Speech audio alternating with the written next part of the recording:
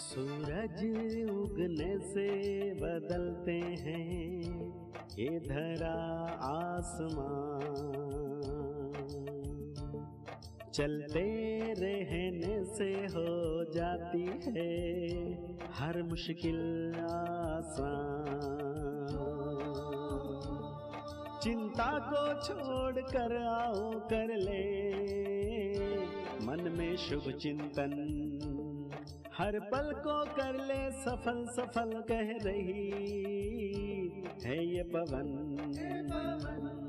संवार ले सुधार ले कर समस्या का समाधान, संवार ले सुधार ले कर समस्या का समाधान, कर समस्या का समाधान, कर समस्या का समाधान, कर समस्या का समाधान, कर समस्या का समाधान, कर समस्या का समाधान। नमस्कार, आदाब, सत श्री अकाल मित्रों, स्वागत है एक बार पुनः आप सभी का समाधान कार्यक्रम में। किसी कवि ने बहुत सुंदर पंक्तियां कही हैं।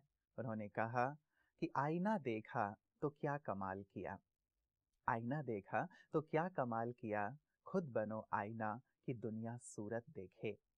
वास्तव में दुनिया को ऐसे लोगों की आवश्यकता है जो आदर्श हों, जिनका जीवन मूल्यों से परिपूर्ण हो और जिन्हें देखकर सचमुच लोग सीखें कि इंसान को कैसा होना चाहिए।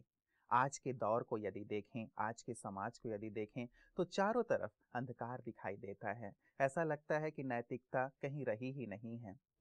ऐसे में हम सब की नैतिक जिम्मेवारी बन जाती है कि हम पान का बीड़ा उठाएं और ऐसे आईने बन जाएं जिन्हें देखकर लोगों को लगे कि सचमुच जीवन हो तो ऐसा हो, हमें भी अपने जीवन को ऐसा बनाना है। समाधान और आदरणीय भ्राता जी लगातार हमें ऐसी ही सुंदर प्रेरणा देते रहते हैं कि कैसे हम जीवन को श्रेष्ठ बनाएं, देव तुल्य बनाएं, ताकि इस समाज को, इस संसार को बेहतर, श्रेष्ठ, स्वर्ग तुल्य बनाया जा सके। आइए इन्हीं सुंदर बातों के साथ आज की इस कड़ी की शुरुआत करते हैं और भ्राता जी का स्वागत करते हैं। भ्राता जी, बहुत बहुत अभिनंदन और स्वागत है आपका। कैसे एक सुंदर आईना बने जिसे देख करके लोग भी अपनी सूरत को, अपनी सीरत को परिवर्तित करें। आपकी बात सुनकर मुझे ईश्वरीय महावाक्य याद आ रहे थे। भगवान ने भी हमें यही आदेश दिया है कि अपने चेहरे को ऐसा दिव्य दर्पण बनाओ। दुनिया में तो है दर्पण जी, भगवान कहते हैं अपने चेहरे को ऐसा दिव्य दर्पण बनाओ कि उसमें भगवान दिखाई दे। संसार में कोई ऐसा दर्पण नहीं जिसमें भगवान दिखाई देता हो। ये कवि ने बहुत उपयुक्त बात कही है, ऐसी सुंदर आदर्शवादिता की बात कही है। मैं सोच रहा था कि अगर हमारे भारत में 130 करोड़ लगभग जनसंख्या हो गई है, उनमें से 1 लाख, केवल 1,03,000, एक परसेंटेज निकाल लें, इतने लोग भी यदि आदर्श बन जाएं, अपने जीवन को दर्पण बना दें, अपने चेहरे को ऐसा बना दें कि उनके चेहरों से लोगों को सुंदर प्रेरणाएं मिले, उनके चमकते हुए चेहरे देखकर लोगों के गम दूर हो जाएं, उनके चेहरे पर जो शांति झलक रही हो उससे सभी शांतिमय जीवन जीने की प्रेरणाएं ले लें, उनके नैनों में जो सबके लिए शुभ भावनाएं झलकती हों, सब उन्हें देखकर अपने मन के वैर भाव त्याग दें। तो यदि 1 लाख लगभग ऐसे लोग भारत में हो जाएं तो भारत को विश्व गुरु बनने में देर नहीं लगेगी और सचमुच भारत से सभी को लाइट प्राप्त होगी और उन 1 लाख लोगों को देखकर करोड़ों लोग अपने जीवन को बदलने की प्रेरणा ले लेंगे। क्योंकि आजकल किसी को कुछ कहकर उनको बदला नहीं जा सकता, लेकिन देखकर लोग स्वतः ही बदल लेते हैं अपने आजकल बहुत सारे लोगों की ऐसी चाहना तो रहती है भ्राता जी, विशेष करके युवा वर्ग की। जब मैं युवाओं के साथ मिलता हूँ, बातें करता हूँ, तो बहुतों के अंदर ये भाव रहता है कि हम अपने देश के लिए कुछ करें, समाज के लिए कुछ करें, कुछ हट के करें, कुछ आदर्श प्रस्तुत करें। तो ये जो बात है आईना बनने की, जिसकी बात आप कर रहे हैं, क्या विशेष करे युवा वर्ग और अन्य लोग ताकि ऐसे सुंदर आदर्श दर्पण बन जाएं? मेरे पास भी ऐसे युवक आते हैं जो कहते हैं मैं IAS करना चाहता हूँ। मैंने कहा क्यों? इतना लंबा चौड़ी तैयारी ये वो, कहा नहीं देश की सेवा करना चाहता हूँ। मैंने कहा पहले कितने IAS हैं देश की सेवा, तो वो भी कर रहे हैं, ठीक है, कोई उनमें बुरा भी हो सकता है, पर बहुत लोग तो कर ही रहे हैं अच्छी सेवा। IPS IFS जो भी बड़े अधिकारी हैं वो सेवा का कार्य कर रहे हैं। नेताएं भी बहुत अच्छे अच्छे काम करते हैं, सभी तो बुरे नहीं होते हैं। तो वास्तव में अगर हम देश के लिए कुछ कुर्बानी करना चाहते हैं तो भगवान की तो ये आज्ञा है कि अब हमारे भारत देश को श्रेष्ठ चरित्र की जरूरत है, पवित्रता के बल की जरूरत है, योग के बल की जरूरत है, ताकि जो ये पाप और विकारों की आंधी संसार में चल रही है, भारत में चल रही है, जिससे हर व्यक्ति त्रस्त होता हुआ दिखाई दे रहा है, जिससे हर व्यक्ति पीड़ित, मानसिक रूप से पीड़ा अनुभव कर रहा है, जिससे रोग बढ़ रहे हैं, घर घर में वैमनस्य बढ़ रहा है, शांति बहुत महंगी होती जा रही है, खुशी दिखावा रह गई है, इन सब चीज़ों को रोका जा सकता है, ठीक किया जा सकता है। तो नो डाउट बहुत सारे युवक ये चाहते हैं, मेडिकल में जाते हैं, हम डॉक्टर बनकर गरीबों की सेवा करेंगे, पर जब डॉक्टर बन जाते हैं फिर गरीबों को भूल जाते हैं, फिर तो धन धना धन धन, केवल धन चाहिए, धन से देश की सेवा करेंगे, और जब धन बहुत हो जाता है तो बस उस अपने ही ऐशो आराम में उनको मनुष्य लगा देता है। इसलिए भगवान ही सच्चा मार्ग दिखाते हैं युवकों को भी और सबको भी, कि अपने चेहरों पर रूहानियत लाओ, अपने नैनों में प्योरिटी भरो, अपने कर्मों को दिव्य बनाओ, अपने चरित्र को महान बनाओ, इस वसुंधरा पर पुनः पवित्रता की धारा बहाओ, तो संसार बदल जाएगा, दूसरों को प्रेरणा मिलेगी। तो भगवान ने भी युवकों का तो खास आह्वान किया है, और हमारे यहाँ आप देख सकते हैं युवा कन्याएं हजारों आकर अपने जीवन में संपूर्ण पवित्रता की प्रतिज्ञा कर रही हैं। जैसे और युवकों में वासनाओं की आंधी चल रही है, अनेक युवकों में पवित्रता के बीज भी अंकुरित हो गए हैं और उनके अंदर दिव्यता बढ़ती जा रही है। तो मैं कहूँगा अपने युवकों को, विशेषकर भारत के युवकों को, भारत के युवक बहुत महान हैं, उनमें चरित्रता के बीज हैं, उनमें प्योरिटी का अंश अभी भी बाकी है, वो सब भगवान के आह्वान पर आ जाएं। जैसे महात्मा गांधी ने युवकों का आह्वान किया था, आ जाओ। सुभाष चंद्र बोस ने भी कहा था, मुझे खून दो मैं तुम्हें आज़ादी दूंगा। अब भगवान आह्वान कर रहा है, मेरे युवा बच्चों, अभी संसार को मुझे स्वर्ग बनाना है, आ जाओ, अपने को कुर्बान कर दो मेरे समक्ष, तुम्हारे समक्ष अपना सब कुछ कुर्बान कर दूंगा, आओ। तो भगवान के आह्वान पर मैं कहूँगा, मैं आह्वान करता हूँ, सभी युवक आ जाएं मैदान पर और भारत की सच्ची सेवा करें। बिल्कुल। तो भ्राता जी, जैसे आपने कहा कि कई युवा, कई कुमारियां, कई बहनें यहाँ पे और कई साथ ही जो युवक हैं वो भी कार्य कर रहे हैं विशेष अपने जीवन को आदर्श बनाने के लिए, तो क्या सभी को विशेष करके यहाँ किसी प्रकार की ट्रेनिंग दी जा रही है जिसके माध्यम से अपने जीवन को ऐसे आदर्श बनाने के लिए प्रेरित हो रहे हैं? अब भी हमारे यहाँ ट्रेनिंग चल रही थी, कल ही पूरी हुई है, जिसमें 365 कुमारियों ने हिस्सा लिया। यंग, बिल्कुल 20-22 साल के अंदर की, 25 साल से नीचे की, जो एजुकेशन लेने के बाद आई, पहले से ही ज्ञान और योग का अभ्यास कर रही थी, कोई 5 साल से, कोई 7 साल से, अपनी स्टूडेंट लाइफ से। उनको बहुत अच्छी एक ट्रेनिंग दी गई, 1 मास की पूरी ट्रेनिंग दी गई, जिनमें उनको दूसरों को ज्ञान कैसे दिया जाए, दूसरों के जीवन की समस्याओं का समाधान कैसे किया जाए, उनमें श्रेष्ठ चरित्र के बीज कैसे अंकुरित किए जाएं, उनको कैसे योगी बनाया जाए, ताकि सभी जो भी हैं, चाहे युवक हैं, चाहे बड़े हैं, चाहे बिल्कुल वृद्ध हैं, सभी आजकल अपने जीवन में किसी न किसी समस्या से घिरे हुए हैं, उन्हें भगवान से जोड़ा जाए, ऐसी ट्रेनिंग उन सबको दी गई। कल मैं भी था लास्ट क्लास में उनके साथ, देखा सभी के चेहरों पर जो दिव्यता थी। मैं उन्हें भी कहा कि आपके चेहरों पर जो तेज है उसे देखकर अवश्य आपके अनेक साथी युवक प्रेरणा लेके कि हम भी इसी मार्ग का अनुसरण करें और भारत की विशेष सेवा करें। तो ये प्रोग्राम हमारे यहाँ चलते ही रहते हैं, बच्चों के प्रोग्राम भी चले पीछे, युवक बच्चे आए, छोटी आयु के आए, 15 साल के आए, 10 साल के आए, क्योंकि हम ये सोचते हैं कि जितने बच्चों को अच्छी चीज़ें सिखा दी जाएं, वो उनके सबकॉन्शियस माइंड में समा जाएं, तो बड़े होकर उनका जीवन उन्हीं आधार से चलेगा। तो जैसे बच्चों का जो सबकॉन्शियस माइंड है उसमें हम अगर अच्छाई के बीज डाल देते हैं तो फाउंडेशन बन जाता है पूरे जीवन के लिए। तो हम बच्चों को भी बहुत अच्छी अच्छी बातें सिखाते हैं। छोटे छोटे बच्चों की क्लासेज हुई बहुत अच्छी, 10 साल 8 साल वालों की, और बहुत अच्छी तरह से उन्होंने अटेंड किया सब प्रोग्राम। तो ये सब कार्यक्रम हमारे यहाँ चलिए, तो चलते हैं। बहुत ही ब्रह्मा कुमारीज मैं समझता हूँ भ्राता जी साधुवाद की पात्र हैं, क्योंकि सारे संसार में चारों तरफ अब यही एक चिंतन है लोगों का कि नैतिकता का इतना तेजी से ह्रास होता जा रहा है।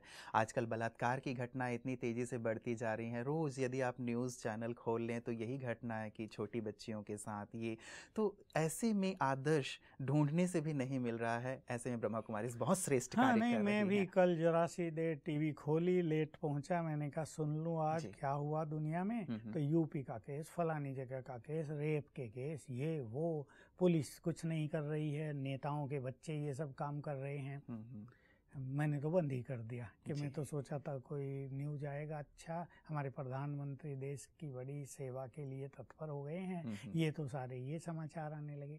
तो मैं सोच रहा था इस आंधी को, जो ये काम वासना की आंधी है, इसको ऐसे नहीं रोका जा सकता। ना कानून बना के रोका जा सकेगा, ना पुलिस रोक सकेगी। पुलिस क्या करेगी, केस आ गया तब वो कुछ करेगी, उनको अरेस्ट करेगी, केस चलेगा, किसी को फांसी लगेगी, किसी को और कड़ी सजाएं दी जाएंगी। लेकिन उस आंधी को रोका नहीं जा पा रहा है। पीछे भी जो दिल्ली में बड़ा केस हुआ, सबको फांसी लग गई, लेकिन केस रुके तो नहीं। ऐसा लगता है कि काम वासना का प्रकोप मनुष्य के पास इतना जबरदस्त होता है कि उसको अपनी मृत्यु की भी चिंता नहीं रहती। वो सोचता है देखा जाएगा जो होगा, अब तो कर लो। इसको शायद कामांध कह दिया कामांध गया है। कर दिया है इस विलासिता ने हमारे युवकों को विशेष रूप से। इसी में ब्रह्मा कुमारी का सबसे बड़ा योगदान है। और मैं उन पेरेंट्स को भी कहूँगा, मैं रिक्वेस्ट करूँगा कि उनके बच्चे अगर पवित्रता का मार्ग अपनाना चाहते हैं तो उन्हें गर्व होना चाहिए कि हमारे बच्चे दुनिया से बिल्कुल अलग हैं, देवत्व से भरपूर हैं, और उन्हें अपने बच्चों को सहयोग देना चाहिए। उल्टा हो रहा है, एक और काम वासना की आंधी, दूसरा जो पवित्र बनना चाहते हैं उनको माँ बाप का सहयोग नहीं। वो सोचते हैं इन्हें भी विषय वासनाओं की आंधी में धकेल दिया जाए। तो भगवान कहते हैं पवित्र बनो, अब मुझे ये सहयोग दो। तो मैं सबके पेरेंट्स को कह रहा हूँ कि अपने बच्चों को जो श्रेष्ठ चरित्र के मार्ग पे चलना चाहते हैं कोऑपरेट करो। बिल्कुल भ्राता जी, ये जो एक विशेष सभी के मन में, चलिए बात निकल गई है तो, कि सबके मन में बहुत ज़्यादा एक निराशा आ गई है कि सचमुच ये क्या हो रहा है। अंतर्राष्ट्रीय स्तर पे भी हमारे देश की एक प्रकार से निंदा ही हो रही है कि भारत में ये क्या हो रहा है, तो सभी के लिए एक शर्म की बात है। क्या आध्यात्म क्या कहता है कि कैसे इस चीज़ को निर्मूल किया जा सकता है, ठीक किया जा सकता है? हमारे देश की ग्लानि सुनकर सचमुच बड़ा कष्ट होता है कि जो देश सबको पवित्रता का संदेश देता आया है, जिस देश का चरित्र देश के लिए बहुत बड़ी संपदा माना जाता रहा है, जिसके युवक, अनेक युवक स्वामी विवेकानंद जैसे ब्रह्मचर्य का पालन करके आह्वान करते रहे कि मुझे मेरे जैसे 100 लोग चाहिए, मैं संसार को हिला दूं।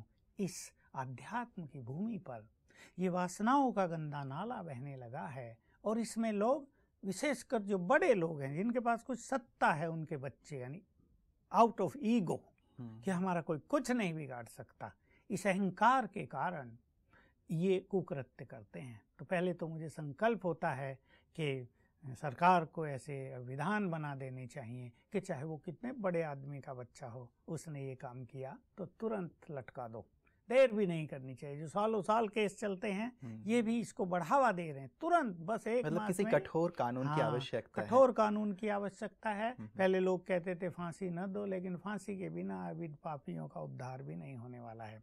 तो अध्यात्म में इसकी बहुत अच्छी प्रक्रियाएं हैं, समाधान हैं, और हमारे यहाँ आने वाले लाखों लोग इन सब से मुक्त हो चुके हैं। उन्होंने अपने जीवन में पवित्रता को बिल्कुल संजोए लिया है, जैसे उससे अपना श्रृंगार कर लिया है, जो मनुष्य के अंदर देवत्व है उसको उजागर कर लिया है। तो अध्यात्म क्या सिखाता है, तुम पवित्र आत्माएं हो। बहुत अच्छी चीज। ये वासनाएं देह की चीजें हैं, देहभान से जुड़ी हुई चीजें हैं, लेकिन तुम तो हो ही चैतन्य आत्मा, पवित्र आत्मा।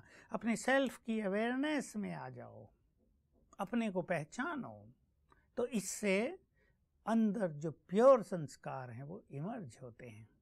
फिर आध्यात्म दूसरी चीज सिखाता है, तुम भगवान के बच्चे हो।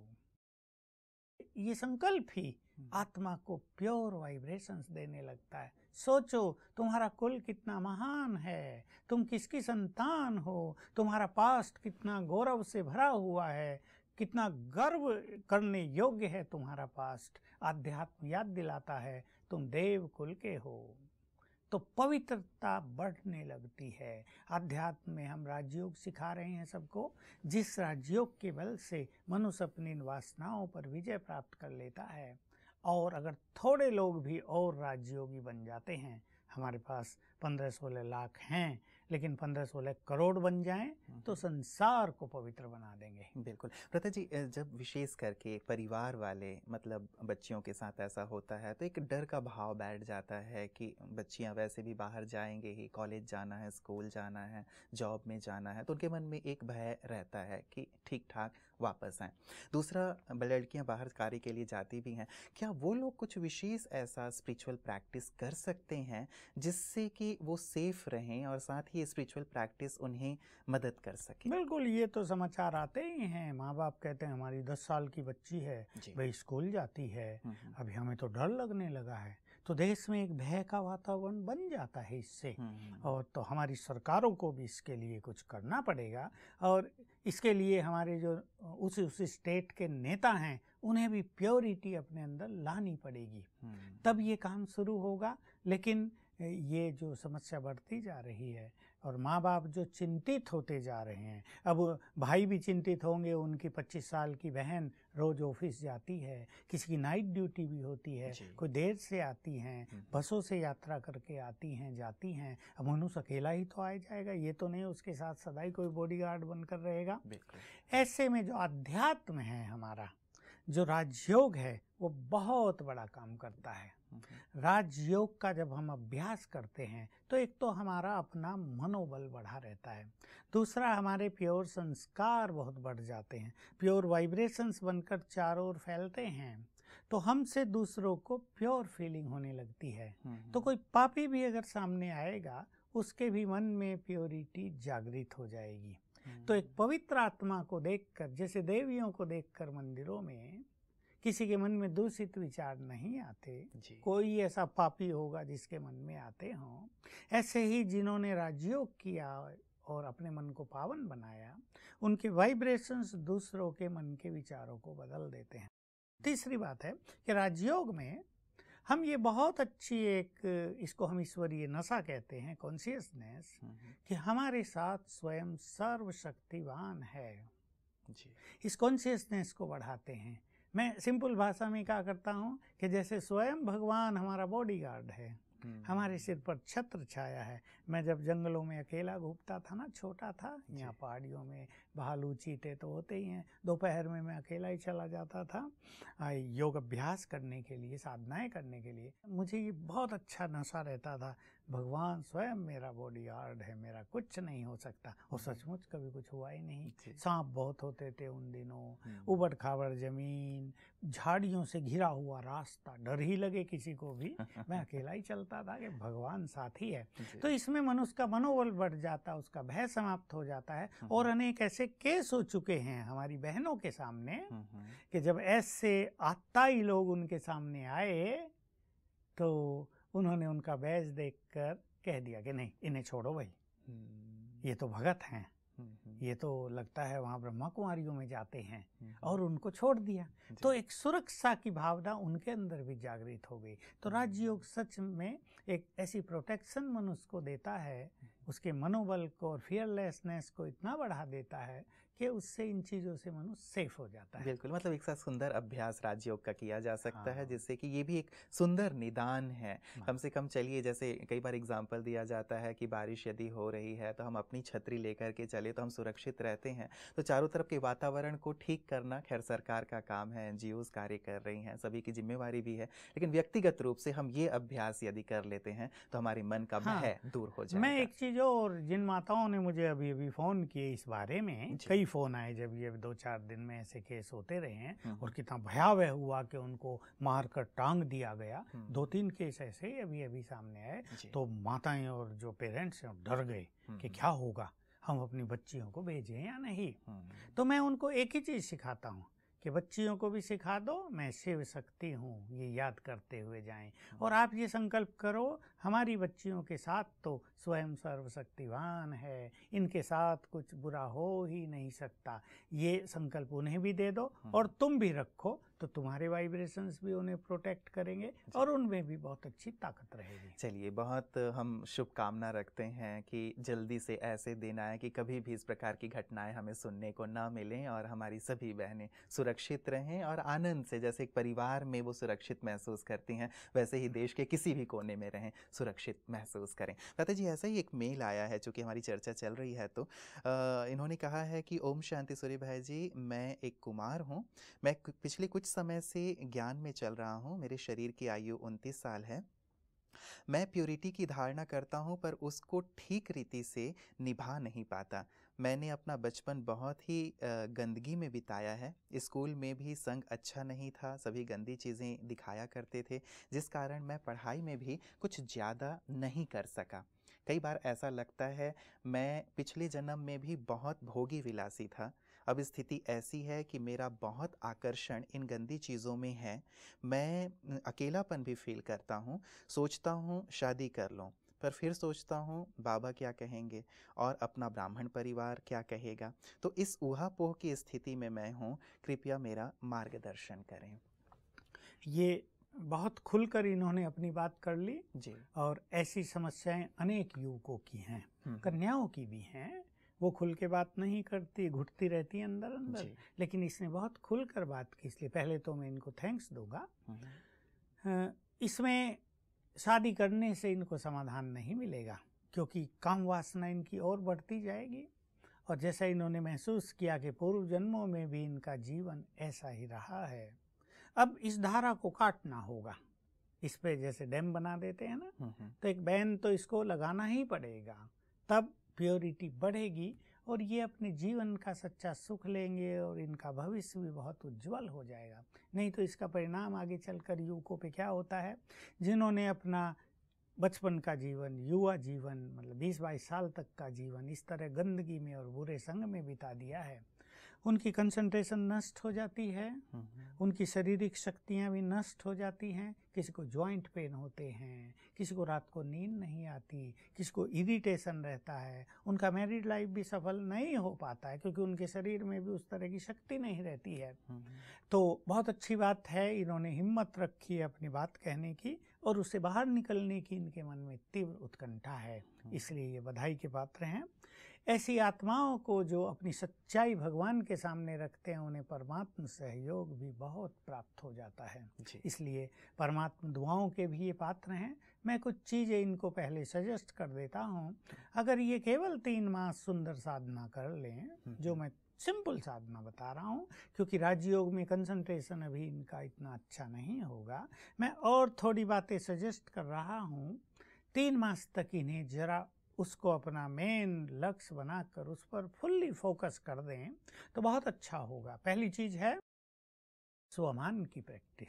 स्वमान में जो स्वमान इन्हें लेने हैं, मैं एक महान आत्मा हूँ, मैं विजयी रतन हूँ, मैं मास्टर सर्वशक्तिवान हूँ। 3 स्वमान जी। ये विशेष रूप से सवेरे उठते ही 21 बार अभ्यास कर लें, सोने से पहले 21 बार अभ्यास कर लें, सारे दिन में फिर 21 बार अभ्यास करें। सारे दिन में हम कम नंबर दे रहे हैं, तीनों स्वमानों को 21 बार एक ही क्रम से करेंगे। मैं एक महान आत्मा हूँ, मास्टर सर्वशक्तिवान हूँ, विजय रतन हूँ। मेरी इस और भी चिंतन करें, मेरी इस काम पर विजय निश्चित है। मैं तो कल्प कल्प का विजयी हूँ। कल पहले भी मैंने इस काम को जीता था, अब पुनः इस काम पर मेरी विजय होगी। तो सबकॉन्शियस माइंड भी इसको स्वीकार करता जाएगा और बहुत अच्छा रहेगा। अब इनके सामने समस्या ये होती होगी कि पास्ट इनको याद आता है। अभी भी इन्होंने लिखा है व्रता जी, आकर्षण होता रहता है उन गंदी चीजों की तो इसलिए पहली चीज इन्हें करनी है कि नेट पर, टीवी पर, पत्र पत्रिकाओं में जो कुछ ऐसा छपता है उस पर बैन लगा दें अपने लिए। मुझे इन सब चीज़ों को न देखना है न सुनना है। पहले 6 मास के लिए ये प्रतिज्ञा कर लें। अब मैंने राह बदल दी है, अब मेरी राह पवित्रता की राह है, तो मुझे ये काम वासना वाली चीज़ें न देखनी है न सुननी है। इससे बहुत मदद मिलेगी, आकर्षण होगा, लेकिन रोकना है अपने को जी। दूसरा जो अभ्यास है, ये तो हुआ एक प्रतिज्ञा, लेकिन पहला अभ्यास मैंने स्वमान का बताया। दूसरा अभ्यास है स्वयं को आत्मा देह से न्यारा महसूस करना। जैसे मैंने कहा, इनका बुद्धि योग परमात्मा से अभी नहीं लगेगा, क्योंकि वो परम पवित्र है, और जब तक हम अच्छे पवित्र नहीं बनते उस पर हमारी एकाग्रता नहीं होती है। मैं आत्मा हूँ और मैं यहाँ हूँ, मैं ज्योति हूँ। पहले इसका चिंतन करें, अपने लिए एक 3 मिनट की कमेंट्री तैयार कर लें। ये उस कमेंट्री को याद करते हुए सोल कॉन्शियस होने की प्रैक्टिस हर घंटे में 3 बार कर लिया करें। कामकाज में ही ये की जा सकती है। एक बार कमेंट्री से कर ली, फिर दूसरी बार मैं आत्मा हूँ, बस मैं इस देह से न्यारी हूँ, मैं तो पवित्र हूँ। 2 अभ्यास हर घंटे में 1 बार। इन्हें सबको देखना है पर्पजली, और देखना है ये सब आत्माएं हैं।